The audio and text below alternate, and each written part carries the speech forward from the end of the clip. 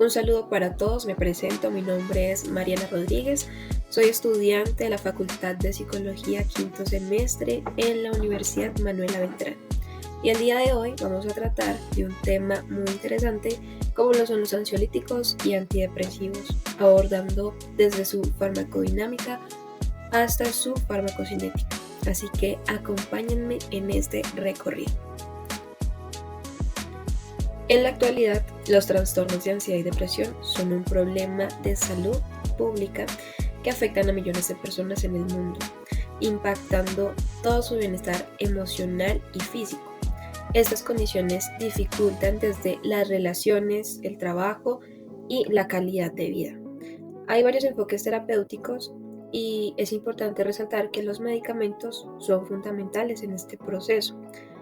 En esta ocasión nos centraremos en dos específicamente, como lo son el citalopram, que es un antidepresivo que actúa sobre la serotonina, y el clonazepam, que se usa para tratar la ansiedad. Analizaremos cómo funcionan a nivel celular, su metabolismo y su interacción con el cerebro. También revisaremos sus efectos secundarios y la relación entre dosis y respuesta para entender su eficacia en el tratamiento de estas condiciones. Antes que nada veremos unos conceptos básicos fundamentales para comprender mejor el tema. Tenemos en pantalla un cuadro comparativo sobre la ansiedad y la depresión. En primera instancia, la ansiedad es una respuesta emocional y adaptativa que surge cuando percibimos una amenaza, ya sea real o imaginaria. Es una experiencia común en todos los seres humanos y cumple la función de prepararnos para actuar ante situaciones de peligro. Pero cuando esta respuesta se vuelve desmedida o persistente, puede convertirse en un problema que afecta el bienestar de la persona. La ansiedad involucra desde cambios físicos como la aceleración del ritmo cardíaco y también la sudoración, pero también pensamientos negativos o preocupaciones constantes, y también presenta cambios conductuales como la evitación a ciertas situaciones o lugares. Mientras que la depresión, según la Asociación Estadounidense de Psicología, es una sensación de pesadez y cansancio constante. Es un trastorno definido por pensamientos, conductas y sentimientos, ocasionando también problemas físicos y emocionales, generando la pérdida del interés en realizar diferentes actividades e incluso sintiendo que no vale la pena continuar viviendo. Algunos factores de riesgo frente a la depresión es estar expuesto a mucho estrés, también tener antecedentes familiares, tener enfermedades crónicas, también el abuso de sustancias, incluso algunos rasgos de personalidad o, en última instancia y no menos importante, experimentar situaciones traumáticas. Bueno, y ustedes se podrán preguntar, ¿qué es la farmacocinética? Bueno, la farmacocinética es el estudio de cómo un fármaco se mueve a través del cuerpo con el tiempo. Este analiza los procesos de absorción, distribución, metabolismo y excreción. Absorción, es decir, cómo el fármaco está en la sangre. La distribución, cómo se reparte en los tejidos y órganos. El metabolismo son cómo el cuerpo lo transforma, principalmente en el hígado, y la excreción es la eliminación del fármaco, ya sea a través de la orina, sudoración, exhalación o inclusive las heces. Por otro lado, la farmacodinámica es la rama de la farmacología que estudia cómo los fármacos actúan al unirse a receptores específicos mediante enlaces químicos. Estos receptores pueden ser enzimas, estructuras celulares o canales iónicos. Se analizan efectos primarios, secundarios, tóxicos, placebo y adversos, así como el mecanismo de acción y variaciones genéticas relacionadas con diferencias alélicas. Los fármacos pueden ser agonistas o antagonistas según su actividad intrínseca. El término ansiolíticos. Los ansiolíticos son fármacos denominados tranquilizadores, diseñados para reducir la ansiedad y la tensión emocional, actuando en el sistema nervioso central, principalmente modulando la actividad del neurotransmisor ácido gamma aminobutírico, que tiene efecto inhibidor en el cerebro, promoviendo así la relajación y reduciendo la excitabilidad neuronal. El clonazepam pertenece al grupo de las benzodiazepinas. Actúa sobre los receptores del sistema nervioso central, potenciando la acción del neurotransmisor GABA, y es utilizado para tratar trastornos de ansiedad, pero también crisis epilépticas y trastornos del sueño. Este fármaco proporciona un efecto sedante, ansiolítico y anticonvulsivo. Es importante tener en cuenta que la dosis del clonazepam varía según la condición a tratar. Generalmente es entre 0,5 a 12 miligramos al día. A continuación veremos las etapas de la farmacocinética del clonazepam, es decir, el ADME. Este medicamento se absorbe rápidamente, se absorbe en el intestino. En 1 a 4 horas alcanza su máxima concentración. Luego viaja a través de la sangre y cruza la barrera hematoencefálica para actuar en el cerebro. En los tejidos se une a las proteínas del plasma en un 85% aproximadamente, lo que facilita su transporte. Los efectos farmacológicos del clonazepam se inician entre los 20 y 60 minutos de su administración, durando 12 horas aproximadamente. El clonazepam se descompone en el hígado a través de la enzima CYP3A4 del sistema citocromo P450. Se convierte en un metabolito activo llamado 7-aminoclonazepam antes de ser degradado a una forma inactiva. Finalmente, la semivida de eliminación de este fármaco es de unas 19 a 50 horas y es importante tener en cuenta que su duración en efecto es de bastante tiempo. Se excreta principalmente por la orina y un poco por la bilis, es decir, por las heces. Teniendo en cuenta que el cerebro está en constante actividad, para que él pueda funcionar correctamente, hay sustancias que envían señales entre las neuronas, como lo son los neurotransmisores. De este hay dos tipos, como lo observamos en pantalla: los excitadores e inhibidores. Excitadores como el glutamato, que aumentan la actividad cerebral, e inhibidores como el GABA, que reducen la actividad cerebral y generan calma. La acción del clonazepam sobre el receptor GABA-A regula la actividad del neurotransmisor inhibitorio GABA en el sistema nervioso central al unirse a los sitios benzodiazepínicos del receptor GABA-A, potenciando la acción de este neurotransmisor, lo que aumenta la entrada de iones cloro en la neurona. Esto provoca la hiperpolarización de la membrana neuronal, reduciendo su excitabilidad y disminuyendo la transmisión de señales excesivas en el cerebro. Como resultado, el clonazepam genera efectos ansiolíticos, sedantes, anticonvulsivos y relajantes musculares.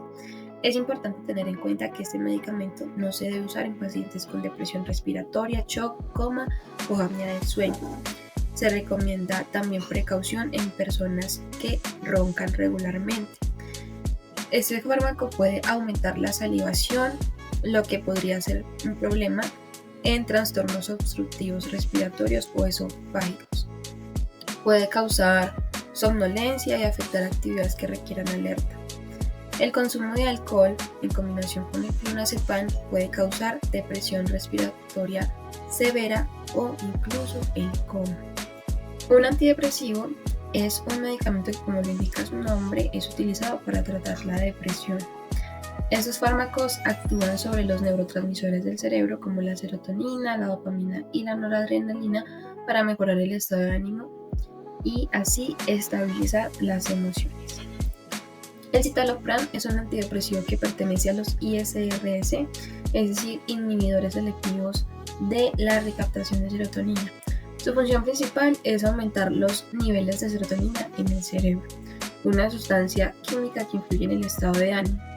Su mecanismo de acción se basa en aumentar la disponibilidad de serotonina en el sistema nervioso central, al bloquear su recaptación en la sinapsis neuronal. Esto permite una mayor transmisión serotoninérgica, lo que contribuye a mejorar el estado de ánimo y reducir los síntomas depresivos. Es muy importante tener en cuenta que la presentación de este fármaco es comprimida en una dosis estándar de 20 miligramos por día o con un máximo de 40 miligramos al día. Ahora veremos la ADME de el citalopram. Este fármaco se absorbe rápidamente después de ser ingerido. Tiene una absorción casi completa, lo que quiere decir que empieza a estar disponible en la sangre en aproximadamente un tiempo máximo de 4 horas después de tomarlo. Es independiente de los alimentos. No se presenta alteración consumirlo con o sin comida en el estómago. Posee una biodisponibilidad del 80%, es decir que se distribuye en fijación a proteínas plasmáticas y metabolitos menor a ese 80%. Luego, al llegar al estómago, nos encontramos con el hígado, que metaboliza principalmente a través de la enzima del citocromo P450 en la YP1219, interviniendo también en la CYP2D6. Los metabolitos activos tienen una misma acción farmacológica, dimetilcitalopram. Tiene una potencia inferior al fármaco. Aún así, la concentración del plasma es predominante e inalterada. Este fármaco se elimina un 85% vía hepática y el restante del 15% vía renal. La vía media de la misma, es decir, su eliminación, es de 33 horas. Es importante tener en cuenta que no se acumula concentración plasmática y su equilibrio de concentración es de 1 a 2 semanas. En personas con insuficiencia hepática o renal, su eliminación es un poco más lenta, por lo que ya el especialista se encargaría de ajustar la dosis. Y por último tenemos la farmacodinamia.